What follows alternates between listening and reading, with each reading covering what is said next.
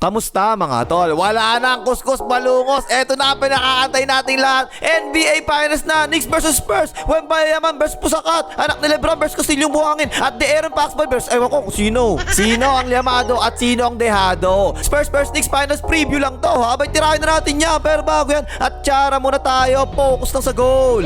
Okay game. Tatlong best nagkatapat ang Knicks tsaka Spurs this season ha. December 16 NBA Cup Finals to. Panalo ang Knicks 124-113. January 1 naman, panalo naman ng Spurs 134-132. At nung March 2, panalo na naman ng Knicks 114-89. So dalawang panalo para sa Knicks mga tol, no? At isang panalo naman para sa Spurs. Take note mga tol ha, Spurs ang merong home court advantage ngayong finals kasi ang record nila 62-20, ang Knicks naman 53-29. Okay game, i-breakdown natin ang matches mga tol ha. Ang malamang natatako yung bayayaman, si Pusakat. At doon sa mga laro nila this season mga tol ha, hindi maganda ang naging shooting ni Wembitsky laban kay Pusakat. At pick and pop yan eh, oh. Open niya, portrait, tungkab na nga. Pero take note mga tol ha, kapag napipick and pop ang Spurs na ganyan, na-open talaga palagi si Wembitsky, ganyan no. Ngayong playoffs mga tol ha, 37% siya sa 3 points. Dito kasi sa mga clips na makikita nyo mga tol, puro sablay talaga si Wembitsky rito eh. Pero puro kita niya bakal ganyan oh, portrait, tungkab naman yan. At ang napansin ko pa, parang hirap din sumalak sa si Wembayaman kapag si Pusakat yung tumatao sa kanya ha. Nakasabayan kasi ni Pusakat sa laterals eh, pilit na pilit ang tira niya dyan eh oh. Hindi naman kasi mabagal talaga si Pusakat mga tol eh no. Mas mabilis si Pusakat kaysa kay Frankenstein ng OKC. Mahilig nga na si Pusakat sa mga useless fouls eh. So wag sana magpadala sa depensa ni Pusakat si Wembayaman eh no. Wag sana magsettle na lang palagi si jumper si Wembayaman na ganito kasi low percentage talaga yung mga ganyan tira eh. So saan niya mga tol, imbis na 1-on-1 kay Pusakat, eto, iisin kay Wembayaman, mas effective talaga yung ganyan para sa Spurs. And layup yan. Hasang buong best ko nakita na binantayan siya ni Pusakat, yung mga off the ball screen na ganito, yun talaga yung naging effective eh. Mas komportable yung mga naging tira niya doon. Kaya yung mga pick and pop mga tol kanina diba, nalilibre siya, hindi na talaga pumapasok yung mga tira niya kanina 3 points eh. Well, na-expect, nakabuel na nga, dak. Tapos pag nagkapalitan naman ng tao, syempre si Mitchell Robinson sa supermarket, siya naman yung tatao kayong bayaman. Pick and pop, na-open din si Wembitsky eh, no? So expect nyo mga tol, makikita talaga natin sa finals, magpipick and pop kadalasan si Wembayaman laban sa Knicks. Pero itong ginagawang rotate nito kayong bayaman mga tol, baka di natin makakita to eh, no? Mas okay kasi patirahin na lang si Wembayaman sa 3 points kaysa sa mga shooter na kakampi niya. Again, pangalawang beses ko na sasabihin to, wag sana maging trigger happy si Wembayaman sa 3 points eh. Kasi inaatrasan talaga siya palagi ng mga sentro ng New York Knicks eh. At again, etong pin down screen na to mga tol galing sa corner kay Wembayaman. Andalas talaga ginawa ng Spurs to ha. Kasi kapag napasa si Wembayaman, GG na talaga eh no. Dak. Kung kanina umibabaw yung depensa, di ba? Kaya napasahan sa cut si Wembayaman. Eto tingnan nyo, under the screen na ang ginagawa eh no. At yan yung malamang na mas madalas gagawin ng New York Knicks mga tol ha. Pero yan, tingnan mo, nakasalaksak naman si Wembayaman dyan. Ang hirap naman yan tol, nice naman. Ang sigurado ako, gagawin talaga palagi ng Spurs yung ganyang play. Ganyan din yung ginagawa ng Lakers dati sa bubble kay Anthony Davis alone, di ba? Kapag napasahan kasi, sino sasalubong dyan? Si Max Alvarado, elite yan. GG na talaga yan kapag ganyan, lista mo na yan. Kaya tinan mo, yun na naman, di ba? Mas maganda talaga, under the screen na lang yung gawin ni Mitchell Robinson sa market eh, no? Para sa labas na lang magiging pasa. Jumper na lang palagi, titira yung bayaman kasi easy layup, di ba? O kaya pa, tingnan nyo, under the screen na naman ang ginawa, diba? Eh di syempre, nakaharap siya kagad kay Wembayaman. Good defense na kagad dyan, pero naitira pa rin, naawa pa nga. O kaya, tingnan mo, puro ganun talaga depensa, under the screen palagi eh. Simpleng detalye lang yan mga tol ha, pero importante talaga yan eh. Kaso lang napikaya siya rito at bad news talaga yan kapag ganyan kasi one big lang ang New York Knicks, diba? Wala nang ibang makakasabay kay Wembayaman sa loob kapag nakapasok yan dyan. So expect nyo mga tol, Knicks will give the jumpers to Wembayaman. What's that English yun ha? Papatirahin na siya, papatirahin sa labas kaya sa loob tumira yung hayop na yan. At birang-bira ako rin nakita na hindi sentro ng New York Knicks at tumatao kay Wembayaman ha. O ano si Ojo Anunoby, napatao siya, pinostehan kagad siya ng Wembayaman eh oh. Jumamper, wala naman yan. Syempre, iiwasan talaga ng Knicks yung ganyan. Bakit kanyo? Kasi makakasama ni Wemby sa loob, puro 3-point shooter, diba? Kaya nga ang OKC, palagi pa sila nag-twin towers laban sa Spurs. Kasi kapag si Pusakat napapantay sa labas, tulad niya, tingnan mo, didikit sa labas yan, diba? Si Wembayaman, tatayo yung parang poste na Meralco sa loob tulad yan, wala na. GGW pinakagad yan ganyan, layup, dak. Hoy, like mo hayop ka, ano na, nakakalimutan naman, kailangan pa ipalalat, tigas na mukha mo, mag-like ka na.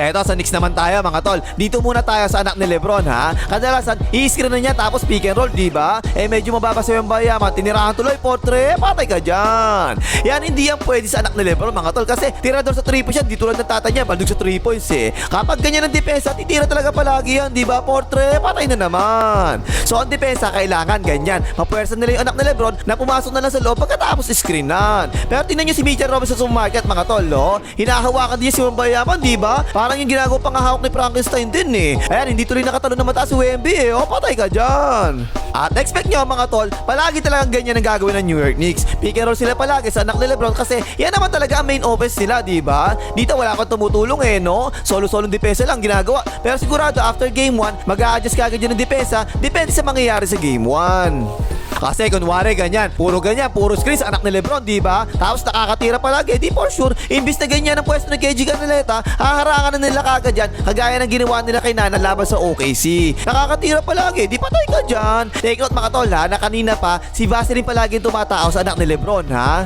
Kasi ang ine-expect ko talaga ng tao sa anak ni Lebron, eto si Castillo yung buhangin. Malaki tsaka malakas ang katawan, diba? Natapek tapo ng sabaw. Syempre, makakascore pa rin naman talaga yan. Magaling naman talaga yung hype na yan eh. Pero ito si Castillo yung buhangin na talaga ang best bet ng Spurs para depensahan yan. Kahit si Nana, siya yung pinantao ng Spurs, diba? At mag-switching lang palagi malamang ang Spurs sa depensa, except na lang kay De'Aaron Foxboy. Na kapag ganyan na naging matchup mga tol, no? Expect nyo, kukuha palagi ng switch ang New York Knicks para iba ngayon yung mapatao sa anak ni Lebron, diba?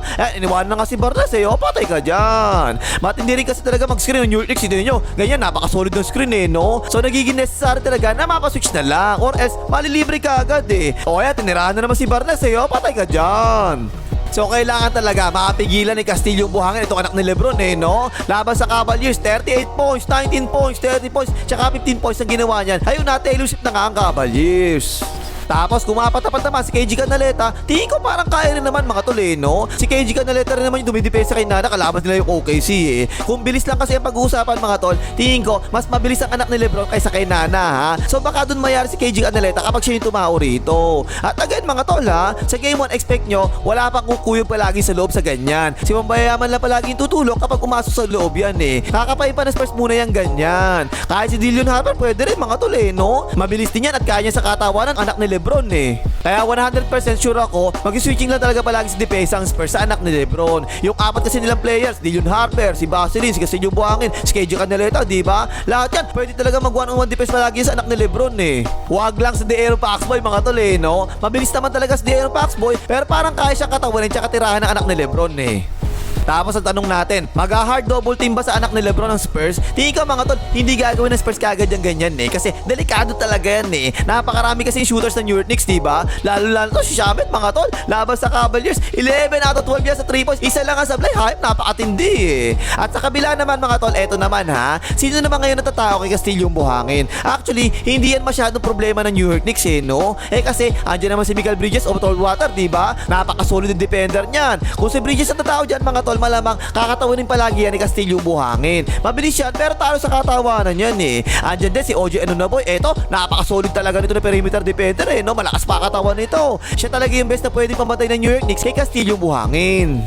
At kapag si OG Anunoby tumao dyan mga tol, malamang kukuha ng switch yan eh. Kasi pound for pound, kaya talaga sabayan ni OG Anunoby yan eh. Tapos ito pa, si Joshua Evangelista ha. Solid din na perimeter defender yan. Pero tingin ko mga tol ha, the best pa rin talaga si OG Anunoby para sa New York Knicks, para sa matchups kay Castillo buhangin. Ang posibleng maging problema na rito kapag nagpalitan na ng tao, naku po eto. Kasi ang ginagawa ngayon ng Spurs mga tol, diba? Iniiwanan nila si Castillo buhangin sa loob kapag nagpapahinga na si Wembayaman. So parang ganun din mga tol eh, no? Kung Spurs, meron silang 4 na players na pwede nila pantao sa anak ni Lebron, except na lang kay De'Aaron Foxboy, diba? Ganun din sa Knicks eh. Marami silang pwedeng pantao kay Castillo buhangin, except na lang sa anak ni Lebron. At malamang kay De'Aaron Foxboy, ganun din ang mangyari eh, no? Kahit sino player doon sa New York Knicks, pwede talaga nila pantao kay De'Aaron Foxboy eh. Pero expect nyo mga tol, pwedeng gawin ng Spurs yung ganito, tingnan nyo oh. Kung sino ang tinatauhan anak ni Lebron, yun ngayon yung magbibigay ng screen, diba? Ayan, De'Aaron Foxboy, potre, patay ka dyan. So para sa mga nakaraang laban nila, si Michael Bridges overthrown water yung pinapantawa ng New York Knicks, si De'Aaron Foxboy. Siguro kasi siya yung pinakamabilis nila perimeter defender, di ba? At hindi naman malakas sa katawanan si De'Aaron Foxboy, so most likely talaga siya yung babantay dyan. So most likely talaga si OG Anunoby kay Castillo buhangin at si Michael Bridges overthrown water kay De'Aaron Foxboy. Pero ang gusto kong gawin ng Spurs mga tol, ito atakihin dapat nila atakihin yung anak ni LeBron sa depensa, ganyan no. Ang pagkakaiba kasi nito sa OKC mga tol, di ba? Si Nana, malakas dumepensa rin yun, tatay pa niyo yung referee. Pero itong anak ni LeBron, mahina sa depensa to Kahit sino pa sa mga players ng Spurs, si Vaselis, De'Aaron Foxboy, si KG Canareta, tsaka si Dillon Harper, tsaka si Castillo Buhangin, tsaka si Yeskel Don Johnson, lahat dapat yung mga yon. Kung sino man sa kanila tinatawon ang anak ni LeBron, yun dapat ang atake palagi. O ito nga, tingnan nyo, kinuha pa nila sa switch Si Dillon Harper, 6'5 yan, di ba? Athletic pa, lapad pa. Ang anak ni LeBron, 6'2 lang yan 190 pounds lang ganyan, tinan mo, halata naman talaga, malaki diferensya Commercial, pasok! Now, eto naman yung pinaka-interesting para sa akin rito, mga tol Sino ngayon ang tatauhan ni Wembayaman? Doon sa huli nilang laban na tinauhan niya, mga tol, si Josh Hart Evangelista, Palagi namang ginagawa ng special, mga tol. Doon nga sa OKC, di ba? Sino tinatauhan niya? Si Caro Goat, di ba? Tapos iiwanan niya palagi para makatulong siya sa loob. Ganyan, baos, pansitan. Kaya kung napansin nyo, doon sa mga laban nila, laban sa OKC, ang dami talaga triple siya si Caro Goat Ganon din malamang mangyayari dito kay Josh Hart Evangelista. Malamang talaga susugal din ng Spurs dyan, mga tol Actually, ganyan din yung ginawa ng Cavaliers, diba? Si Mobley Dick ang tinataon niya, si Joshua Evangelista rin Doon sa game 2 laban sa Cavaliers, tumira si Joshua Evangelista 5 out of 11 sa 3 points. Pero doon sa game 1, game 3, tsaka game 4 hindi maganda yung 3 point shooting niya ron Kaya for sure, siya talaga yung tataunin ng Wembayaman. Ngayong playoffs, mga tol, 30.3% lang si Joshua Evangelista sa 3 points. Marami doon, puro open shots pa yun At kung hindi makakashoot si Joshua Evangelista sa 3 points, naku po, expect nyo, hindi rin makakatira sa loob ang New York Knicks. Kasi ganyan na mangyayari. Magiging walang pakira si Wembayaman kay Joshua Evangelista, di ba? Papabayaan lang niya Bahala ka dyan, basta ako, didepensa ako dito sa loob. So dapat yung mga ganitong pick and pop na na-open siya, tira na dapat yung ganyan Huwag na niya subukan pasukin pa sa loob si Wembayaman. Ako po, walang yamo haba niya, naabot pa nga, baos, pasitan. Eto naman ang interesting, mga tol What if kaya ganito gawin nila? Si Joshua Evangelista, siya yung magbibigay ng screen na ganyan. Tingin ka, mga tol, mali din yan kasi si Wembayaman na ata ang best pick and roll defender ngayon sa NBA, diba? Mas mabuti yung ganito sa weak side na lang siya pumwesto palagi ng ganyan. Para kapag tumulong si Wembayaman sa strong side, malaki yung agwat ng pwesto nila, diba? Napasahan na nga siya sa kate, layup yan. Pero kung si Wembayaman, ang ginagawa niyang depensa, drop coverage, tulad yan, ganyan, tingnan mo Natingin ko, hindi gagawin ng Spurs yung ganyan Di sige, screen na mo yung anak ni LeBron para makatira siya, diba? So kapag ganyan, iba syempre ang tatao kay Busakat, diba? Most likely si Vaseline o kaya si KG Canalete Kailangan talaga ng New York Knicks maging aggressive si Busakat no? Para mapilitan ng Spurs na si Wembayaman yung pantao sa kanya. Magiging maliit ang bantay ni Busakat, mga tol, at mahilig sa katawanan si Busakat, diba? Kaya sige lang sis, pwersahin mo na pwersahin yung hayop na yan. Now, ito mga tol, magiging importante naman para sa Spurs sa finals na to, yung 3-point shooting nila. Si KG Canareta, 39% ngayong playoffs Si Castillo Buhangin naman, 36%. Si Vaseline naman, 36% din. Si De'Aaron Foxboy naman, 31% naman. Si Yeskel Don Johnson naman, 36%. Si Barnes, 25% lang. At si Dillon Harper, 36%. At si Legend Carter na Bryant pa, 38.5% naman. Yan, napaka-importante talaga niya para sa Spurs, mga tol no? Kasi nakita nyo naman, laban sa OKC, diba? Kapag pumapasok ang mga 3 points sa Spurs, doon naman sila nananalo. Lalo na nung game 7, ang dami nilang crucial na 3 points, diba? Nung lumamang na yung OKC, naka 3 points bigla si De'Aaron Foxboy. Tapos, yung mga 3 points siya, si KG Canaleta nung third quarter. Napalamang bigla ang Spurs dun At dalawang 3 points pa ni Yeskel Don Johnson sa fourth quarter naman.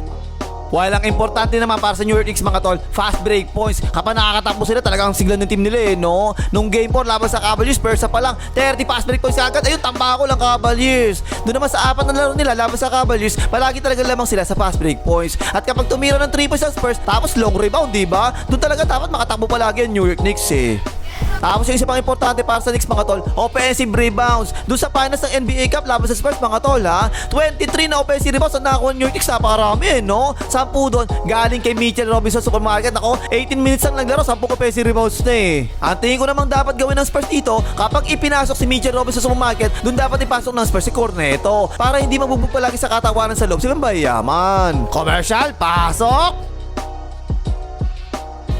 Pero ang magiging biggest factor talaga para sa New York Knicks, syempre, yung 3-point shooting nila, di ba? Nakita nyo naman labas sa OKC eh. Kapag hindi nakakashoot ng 3 points ang OKC, naku po, tambakol talaga sila sa Spurs palagi eh. Bakit kanyo? Kasi nga di ba, meron poste na Miracle sa loob ng Spurs eh. So kailangan talaga pumasok yung mga tira mo sa labas. Ngayong playoffs, yung anak ni LeBron sa 3 points ha, 35%. Si Joshua Evangelista naman, 30%. Si Pusakat naman, ang taas, 48.9%. Si Shamet naman init, 60% naman. Si Miguel Bridges overthrown water, 34% naman. Here comes McBride, 42.9%. Si Ojo Inanuboy, ang taas, 48% ha. Si Kabayan Nordic Clarkson, ang baba, 15% lang. At si Max Alvarado, 41%. So marami talagang asahan sa 3-point shooting yung New York Knicks mga tol ha. Kahit yung mga pamalit nila, puro 3-point shooter eh. So ayun mga tol no, last time sabi ko diba sa Spurs vs OKC, kung sinong bench ang mas maganda ang lalaro, yun ang mananalo eh. Pero dito sa finals mga tol, ang tingin ko naman rito, kung sino mas maganda ang 3-point shooting, yun naman ang mananalo. Tingin ko kailangan ng New York Knicks at least 14 na 3 points para manalo sila sa Spurs eh. Kapag 10 3 points na pababa sure ball, talo talaga sila rito. Pero sa Spurs naman mga tol ha, tingin ko naman yung bench naman nila to, kasi ngayon mga tol, lamang ang bench ng Spurs kaysa sa bench ng Knicks eh. Si Eskel Josos, Dillon Harper, si Corneto, si Carter Bryant, si Barnes, diba? Katapat nila sa bench ng Knicks, si Ricans McBride, si Shamet, si Kabayan Nordic Clarkson, si Mitchell Robinson sa supermarket at si Max Alvarado. O diba? Lamang talaga ang bench ng Spurs dito eh. Kung last time laban sa OKC, kapag pumapasok ang bench ng OKC, ang lakas talaga, nakakahabol ng OKC eh. Pero dito naman sa New York Knicks, starters heavy tong New York Knicks eh. So dapat hindi na ganoon ang mangyari dito sa finals ha. Kung starters lang pag-uusapan kasi, parang halos match lang eh no. Siguro lamang lang ng konting-konti lang ang Spurs sa Knicks eh. Pero kaya talaga sumabay ng starters ng Knicks sa Spurs. Pero kung bench na pag-uusapan, lamang talaga ang Spurs mga tol eh. So eto, kung tatagal ang series na to mga tol ha, tapos babad palagi ng gusto starter ng New York Knicks ha, samantala nagagamit naman ng Spurs ang bench nila, tingin ko doon nalalamang ang Spurs. Kaya ang tingin ko magiging ending nitong finals na to 4-2 kaya 4-3 Spurs naman to. Okay na Pangimas, maligay mga hitter ng mga plapper ng OKC.